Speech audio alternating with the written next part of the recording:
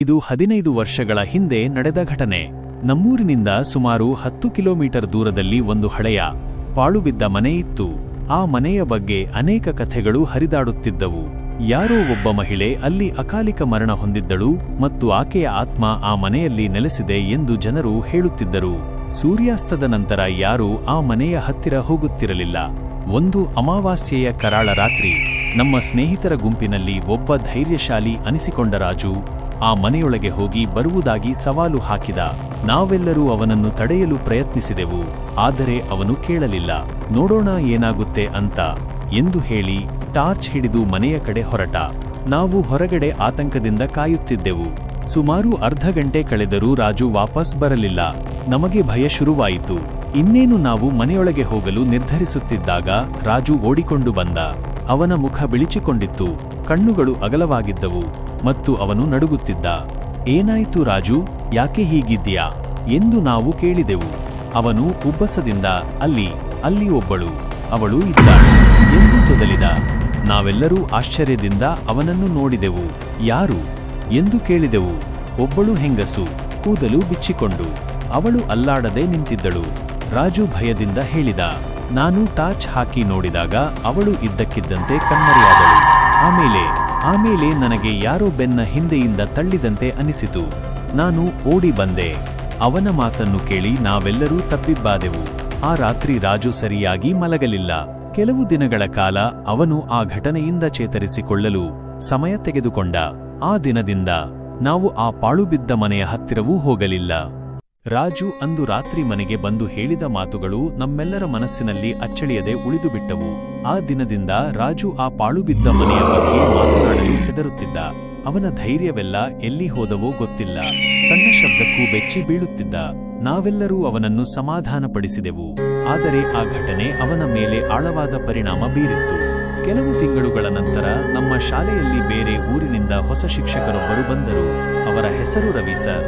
ಅವರು ಬಹಳ ಪ್ರಗತಿಪರ ಚಿಂತನೆಯುಳ್ಳವರಾಗಿದ್ದರು ಮತ್ತು ಮೂಢನಂಬಿಕೆಗಳನ್ನು ನಂಬುತ್ತಿರಲಿಲ್ಲ. ಒಂದು ದಿನ ಆ ಪಾಳುಬಿದ್ದ ಮನೆಯ ಬಗ್ಗೆ ನಾವು ಮಾತನಾಡುತ್ತಿರುವುದನ್ನು ಕೇಳಿ, ಏನಪ್ಪಾ ಇದು, 21ನೇ ಶತಮಾನದಲ್ಲಿ ಇನ್ನೂ ದೆವ್ವಭೂತ ಅಂತ ಮಾತಾಡ್ತೀರಾ? ಇದೆಲ್ಲ ಕೇವಲ ಭ್ರಮೆ, ಮನಸ್ಸಿನ ಆಟ ಅಷ್ಟೇ ಎಂದು ಹೇಳಿ ನಕ್ಕರು. ನಾವು ರವಿ ಸರ್ಗೆ ರಾಜುಗೆ ಆದ ಅನುಭವವನ್ನು ವಿವರಿಸಿದೆವು. ಅವರು ನಂಬಲಿಲ್ಲ. ನಾನೇ ಹೋಗಿ ಆ ಮನೆಗೆ ಭೇಟಿ ಕೊಡ್ತೀನಿ, ನೋಡೋಣ ಏನಾಗುತ್ತೆ ಅಂತ ಎಂದು ಸವಾಲು ಹಾಕಿದರು. ನಾವೆಲ್ಲ ಅವರನ್ನು ತಡೆಯಲು ಪ್ರಯತ್ನಿಸಿದೆವು. ರಾಜು ಎದ್ದು ನಿಂತು, ಬೇಡ ಸರ್, ಅಲ್ಲಿ ನಿಜವಾಗ್ಲೂ ಏನೋ ಇದೆ ಎಂದು ಅಂಗಲಾಚಿದ. ಆದರೆ ರವಿ ಸರ್ ತಮ್ಮ ಮಾತಿಗೆ ಬದ್ಧರಾಗಿದ್ದರು. ಮತ್ತೊಂದು ಅಮಾವಾಸ್ಯೆಯ ರಾತ್ರಿ ರವಿ ಸರ್ ಒಬ್ಬರೇ ಆ ಪಾಳುಬಿದ್ದ ಮನೆಯ ಕಡೆ ಹೊರಟರು. ಈ ಬಾರಿ ನಾವು ಅವರನ್ನು ಹಿಂಬಾಲಿಸಲಿಲ್ಲ, ಬದಲಿಗೆ ದೂರದಿಂದಲೇ ಅವರ ಆಗಮನವನ್ನು ನೋಡಲು ಕಾಯುತ್ತಿದ್ದೆವು. ಸುಮಾರು 1 ಗಂಟೆಯಾದರೂ ರವಿ ಸರ್ ಹಿಂದಿರುಗಲಿಲ್ಲ. ನಮಗೆ ಆತಂಕ ಶುರುವಾಯಿತು. ರಾಜು, ನಾನು ಹೇಳಿದ್ನಲ್ವಾ ಎಂದು ಪಿಸುಗುಟ್ಟಿದ. ಸುಮಾರು 1.5 ಗಂಟೆ ನಂತರ ರವಿ ಸರ್ ನಿಧಾನವಾಗಿ ನಡೆದುಕೊಂಡು ಹಿಂದಿರುಗಿದರು. ಅವರ ಮುಖದ ಮೇಲೆ ಯಾವುದೇ ಭಯವಿರಲಿಲ್ಲ, ಬದಲಿಗೆ ಒಂದು ತೀವ್ರವಾದ ಯೋಚನೆಯ ಭಾವವಿತ್ತು. ಅವರು ನಮ್ಮ ಬಳಿ ಬಂದು, ಯಾಕೆ ಬಂದು ನನ್ನನ್ನ ಹಿಂಬಾಲಿಸಿದ್ರಿ ಎಂದು ಕೇಳಿದರು. ನಾವೆಲ್ಲರೂ ಗಾಬರಿಯಾಗಿ, ಇಲ್ಲ ಸರ್, ನಾವು ಬಂದಿಲ್ಲ ಎಂದೆವು. ಅವರು ಗೊಂದಲದಿಂದ ತಲೆ ಅಲ್ಲಾಡಿಸಿದರು. ಆ ಮನೆಯಲ್ಲಿ ಒಂದು ಕನ್ನಡಿ ಇದೆ ಎಂದು ಹೇಳಲು ಪ್ರಾರಂಭಿಸಿದರು. ಆ ಕನ್ನಡಿಯಲ್ಲಿ ಏನೋ ಇದೆ. ನಾನು ಅದರ ಹತ್ತಿರ ಹೋದಾಗ ನನ್ನ ಪ್ರತಿಬಿಂಬ ಬದಲಾಗುತ್ತಿತ್ತು. ಕನ್ನಡಿಯೊಳಗೆ ಬೇರೊಬ್ಬ ಮಹಿಳೆ ನಿಂತಿರುವಂತೆ ಭಾಸವಾಯಿತು ಮತ್ತು ಆಕೆಯ ಕಣ್ಣುಗಳಲ್ಲಿ ವಿಚಿತ್ರವಾದ ದುಃಖವಿತ್ತು. ನಾನು ಅಲ್ಲೇ ನಿಂತುಕೊಂಡು ಅವಳನ್ನು ನೋಡಿದೆ. ಅವಳು ಏನನ್ನೂ ಮಾತನಾಡಲಿಲ್ಲ, ಆದರೆ ಅವಳ ನೋಟ ನನ್ನ ಮನಸ್ಸಿನಲ್ಲಿ ಉಳಿದುಬಿಟ್ಟಿದೆ. ಆಮೇಲೆ 1 ನಿಮಿಷದ ನಂತರ ಆ ಪ್ರತಿಬಿಂಬ ಕಣ್ಮರೆಯಾಯಿತು ಮತ್ತು ಕನ್ನಡಿ ಹಳೆಯದಾಗಿ ಕಾಣಿಸಿತು. ನಾನು ಆ ಮನೆಯಿಂದ ಹೊರಗೆ ಬಂದಾಗ ನನ್ನ ಬೆನ್ನ ಹಿಂದೆಯೇ ಯಾರೋ ಬಂದಂತೆ ಭಾಸವಾಯಿತು, ಆದರೆ ಯಾರೂ ಇರಲಿಲ್ಲ. ರವಿ ಸರ್ಗೆ ದೆವ್ವಗಳ ಬಗ್ಗೆ ನಂಬಿಕೆ ಬರಲಿಲ್ಲವಾದರೂ ಆ ಮನೆಯಲ್ಲಿ ಏನೋ ಅಸಾಮಾನ್ಯವಾದ ಶಕ್ತಿ ಇದೆ ಎಂದು ಅವರಿಗೆ ಮನವರಿಕೆಯಾಯಿತು. ಅಂದಿನಿಂದ ರವಿ ಸರ್ ಆ ಮನೆಯ ಬಗ್ಗೆ ಹೆಚ್ಚು ಮಾತನಾಡುವುದನ್ನು ನಿಲ್ಲಿಸಿದರು. ಆದರೆ ಅವರ ಕಣ್ಣುಗಳಲ್ಲಿ ಆ ಕನ್ನಡಿಯೊಳಗಿನ ಮಹಿಳೆಯ ದುಃಖವನ್ನು ನೋಡಿದ ನೆನಪು ಸದಾ ಕಾಡುತ್ತಿತ್ತು. ಆ ಮನೆಯ ರಹಸ್ಯ ಇನ್ನಷ್ಟು ಆಳವಾಯಿತು. ರವಿ ಸರ್ಗೆ ಆದ ಅನುಭವದ ನಂತರ ಆ ಪಾಳುಬಿದ್ದ ಮನೆ ನಮ್ಮೆಲ್ಲರ ಮನಸ್ಸಿನಲ್ಲಿ ಒಂದು ಬಗೆಯ ಭಯ ಮತ್ತು ಕುತೂಹಲವನ್ನು ಹುಟ್ಟುಹಾಕಿತ್ತು. ರವಿ ಸರ್ ತಾವೊಬ್ಬ ವೈಜ್ಞಾನಿಕ ಮನೋಭಾವದವರು ಎಂದು ತಿಳಿದಿದ್ದರೂ ಆ ಕನ್ನಡಿಯ ರಹಸ್ಯವನ್ನು ಅರಿಯಲು ಒಳಗೊಳಗೆ ತುಡಿಯುತ್ತಿದ್ದರು. ಅವರು ಸುಮ್ಮನಿದ್ದರೂ ಅವರ ಕಣ್ಣುಗಳಲ್ಲಿ ಆ ಮನೆಯ ಬಗ್ಗೆ ಒಂದು ರೀತಿಯ ಮೌನವಾದ ಪ್ರಶ್ನೆ ಸದಾ ಇತ್ತು. ಒಂದು ದಿನ ಶಾಲಾ ರಜಾದಿನಗಳಲ್ಲಿ ರವಿ ಸರ್ ಹಳೆಯ ಪುಸ್ತಕಗಳ ಹುಡುಕಾಟದಲ್ಲಿ ಗ್ರಂಥಾಲಯಕ್ಕೆ ಹೋಗಿದ್ದರು. ಅಲ್ಲಿ ಅವರಿಗೆ ಒಂದು ಧೂಳು ಹಿಡಿದ ಹಳೆಯ ಪುಸ್ತಕ ಸಿಕ್ಕಿತು. ಅದರ ಹೆಸರು ಸ್ಥಳೀಯ ದಂತಕಥೆಗಳು ಮತ್ತು ಕಥೆಗಳು. ಕುತೂಹಲದಿಂದ ಅದನ್ನು ತೆರೆದು ನೋಡಿದಾಗ ಅದರಲ್ಲಿ ನಮ್ಮೂರಿನ ಬಗ್ಗೆ ಮತ್ತು ಆ ಪಾಳುಬಿದ್ದ ಮನೆಯ ಬಗ್ಗೆ ಒಂದು ಅಧ್ಯಾಯವಿತ್ತು.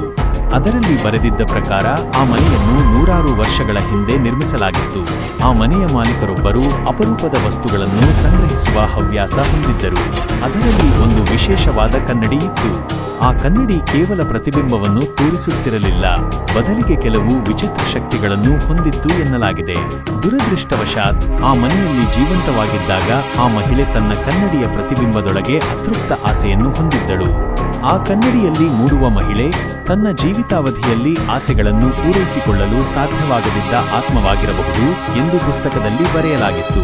ಆ ಆತ್ಮ ಕನ್ನಡಿಯ ಮೂಲಕ ಹೊರಬರಲು ಪ್ರಯತ್ನಿಸುತ್ತದೆಯಂತೆ ಮತ್ತು ಕೆಲವು ನಿರ್ದಿಷ್ಟ ರಾತ್ರಿಗಳಲ್ಲಿ ಮಾತ್ರ ಅದು ಹೆಚ್ಚು ಸ್ಪಷ್ಟವಾಗಿ ಗೋಚರಿಸುತ್ತದೆ. ಅದರಲ್ಲೂ ಅಮಾವಾಸ್ಯೆಯ ರಾತ್ರಿ ಭೂಮಿ ಮತ್ತು ಅತೀಂದ್ರಿಯ ಲೋಕಗಳ ನಡುವೆ ಒಂದು ತೆಳುವಾದ ಪರದೆ ಇರುತ್ತದೆ. ಆಗ ಅದು ಇನ್ನೂ ಹೆಚ್ಚು ಶಕ್ತಿಶಾಲಿಯಾಗಿರುತ್ತದೆ ಎಂದು ಹೇಳಲಾಗಿತ್ತು. ಈ ಮಾಹಿತಿ ರವಿ ಸರ್ಗೆ ಇನ್ನಷ್ಟು ಆಘಾತ ತಂದಿತು. ಅವರು ಯಾವಾಗಲೂ ದೆವ್ವ ಭೂತಗಳನ್ನು ನಂಬದವರು, ಆದರೆ ಈಗ ಅವರ ವೈಜ್ಞಾನಿಕ ಮನಸ್ಸು ಈ ಪ್ರಾಚೀನ ನಂಬಿಕೆಗಳೊಂದಿಗೆ ಹೋರಾಡಬೇಕಾಯಿತು. ಕಥೆ ಪುಸ್ತಕದಲ್ಲಿರುವ ಮಾಹಿತಿ ಮತ್ತು ಅವರ ಸ್ವಂತ ಅನುಭವಗಳನ್ನು ಹೋಲಿಸಿ ನೋಡಿದಾಗ ಅವರಿಗೆ ಒಂದು ಅರಿವು ಮೂಡಿತು. ಕೆಲವೊಮ್ಮೆ ನಾವು ವಿಜ್ಞಾನದಿಂದ ವಿವರಿಸಲು ಸಾಧ್ಯವಾಗದ ಸಂಗತಿಗಳು ಸಹ ಅಸ್ತಿತ್ವದಲ್ಲಿರುತ್ತವೆ. ಆ ದಿನದ ನಂತರ ರವಿ ಸರ್ ಆ ಮನೆಯ ಬಗ್ಗೆ ಎಂದಿಗೂ ಬಹಿರಂಗವಾಗಿ ಮಾತನಾಡಲಿಲ್ಲ. ಆದರೆ ಅವರು ಆಗಾಗ್ಗೆ ಆ ಪಾಳುಬಿದ್ದ ಮನೆಯ ಕಡೆಗೆ ನೋಡುವುದನ್ನು ನಾವು ಗಮನಿಸಿದೆವು. ಅವರ ಮನಸ್ಸಿನಲ್ಲಿ ಆ ಕನ್ನಡಿಯ ರಹಸ್ಯ ಮತ್ತು ಅದರಲ್ಲಿ ಕಂಡ ಮಹಿಳೆಯ ದುಃಖಮಯ ನೋಟ ಸದಾ ಕಾಡುತ್ತಿತ್ತು.